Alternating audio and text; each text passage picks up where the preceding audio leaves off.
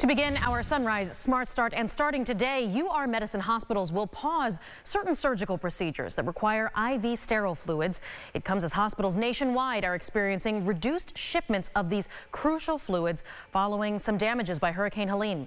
Aaron Spitzer joining us live outside of Strong Memorial Hospital with what this means for the affected patients going forward. Aaron. Yeah, Michaela, we're told that UR Medicine's decision to put certain elective procedures on hold was not a decision taken lightly, but that it was necessary. Now, a little over 2 weeks ago, Baxter, the company that supplies around 60% of the country's IV fluid solution, was hard hit by Hurricane Helene, and they were quite impacted by that. Now, in response, the U.S. government has approved use of fluids from international suppliers, but here at home, efforts to increase the supply are still underway. Now, News 8 spoke to a mother whose 6-year-old daughter had a surgery scheduled for today, and while she understands why a rescheduling had to happen, she's worried about how long it will be before she sees a new surgery date. My daughter was scheduled to get her tonsils and adenoids out, and on Monday morning I received a call saying that they had to cancel the surgery. It's eventually going to happen. So I think when we cross that road in a couple of months, it's going to be confusing to her again. She's already keeps talking about having the surgery, and she's not understanding that it's not happening. Experts say this is all expected to last at least 2 to 4 weeks locally, and a team is monitoring the shortage daily. We also talked to UR Medicine Chief Medical Officer, who understands the concerns. I am frustrated. Our leadership's frustrated. Our surgeons are frustrated. Our staff is frustrated. We do not want to pause any surgeries.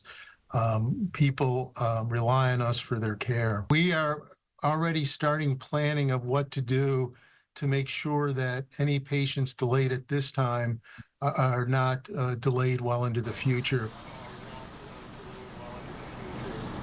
Now, UR Medicine did emphasize that surgeons will reach out directly to patients for that rescheduling. Rochester Regional Health also put out a statement saying that this IV fluid shortage has impacted them, and they will also be stopping certain elective procedures. For now, reporting in Rochester, Aaron Spitzer, News 8.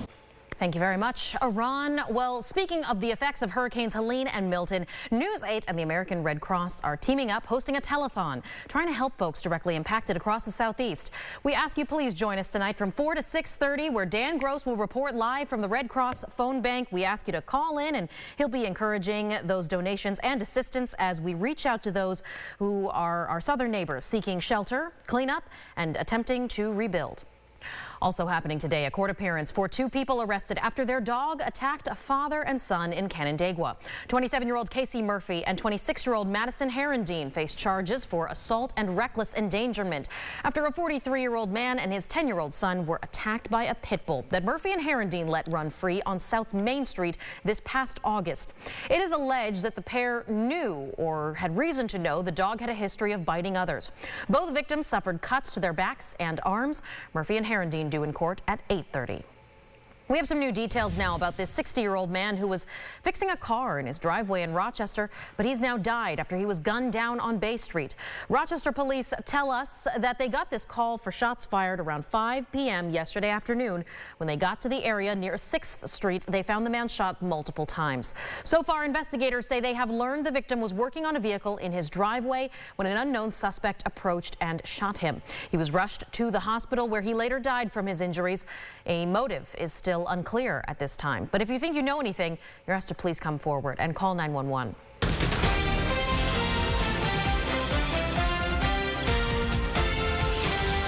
Your local election headquarters. On the back of your upcoming November ballot this year is Proposition 1. It's a controversial change to expanding discrimination protections. Right now, the state constitution already provides protection for race, color, creed, and religion. However, Prop 1, if approved, would also include age, ethnicity, sexual orientation, gender identity, and pregnancy outcomes. Supporters of this amendment say it would codify abortion in the state's constitution, and the amendment's author explains why the term abortion was not specifically used. It's not just about abortion. It's about the right to have a child. It's about the right to make decisions over health care in your own body and not have the state do that, but also not allow employers to think that they have a right to determine those things for you. Some groups are worried that the broad language of the amendment might have unintended consequences. Senate Minority Leader Rob Ortt says, quote, Proposition 1 is a radical attack on the rights of women and girls, especially in sports. New York Democrats are using this measure to push an extreme agenda that undermines fairness and common sense and strips parents of their rights, end quote. Trial lawyer for Tully Rinke offers this advice. We don't know what we're going to get. You know, it's a well-intended effort to make discrimination illegal for a lot more categories of people. But what does that mean in practice? And that remains to be litigated in some court of New York State. Welch says the proposition leaves a lot of unanswered questions. Going inside the Buffalo huddle now, through the first 6 weeks of the season, the Bills offense ranked 25th in passing. Without Stephon Diggs, the passing game maybe felt sluggish at best. That's a major reason why Buffalo made a move to trade for Cleveland wide receiver Amari Cooper. Cooper is a legit wide receiver, one who will help open up the offense, or so they hope for everyone else. He is coming off a career season last year in Cleveland with more than 1,200 receiving yards. Cooper has recorded more than 1,000 yards in 7 of his 10 seasons in the league. Now Cooper is 30 years old and leads the NFL with 9 drops. Sean McDermott speaking on Cooper's ability to separate as a receiver. First and foremost, believe in the receivers that we already have in the room. And, you know, we'll see when Amari gets here and how, you know, we can get him up to speed and get him integrated into what we do and how we do things. You know, it's never about one guy. We're thankful to have him, but it's never about just one guy. And it's about the team. So you know, we're anxious to get him on board here and get rolling. The Bills are back at home this Sunday, taking on the Tennessee Titans at 1. So tune in a bit early with Thad Brown and friends giving you all the breakdowns on Buffalo Kickoff Live at 11:30 a.m., followed by NFL Today on CBS. Everything here on News 8. Rochester's Regional Transit Service has just added the first 2 hydrogen fuel cell buses to its fleet.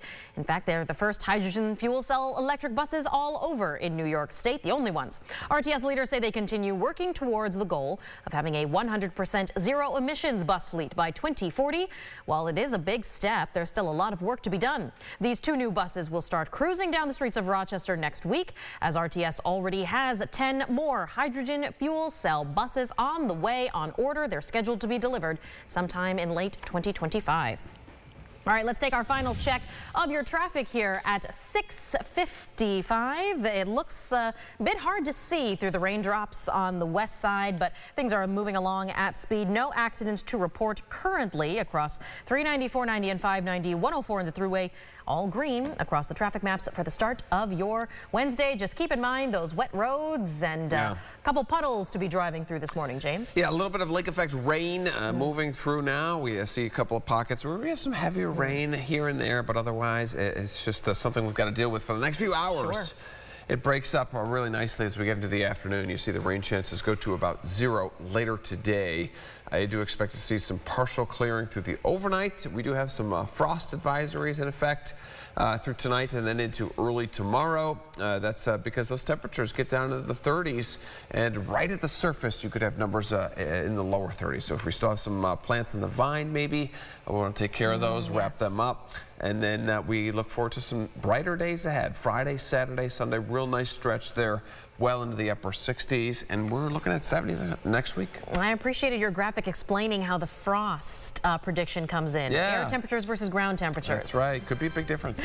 Certainly will. We'll keep an eye on that, James. Thank you for watching News 8 at Sunrise. Joining us this morning. Stay tuned for your next update in 30 minutes. Follow News 8 wherever you are on RochesterFirst.com, Facebook, X, and on our app for news and weather.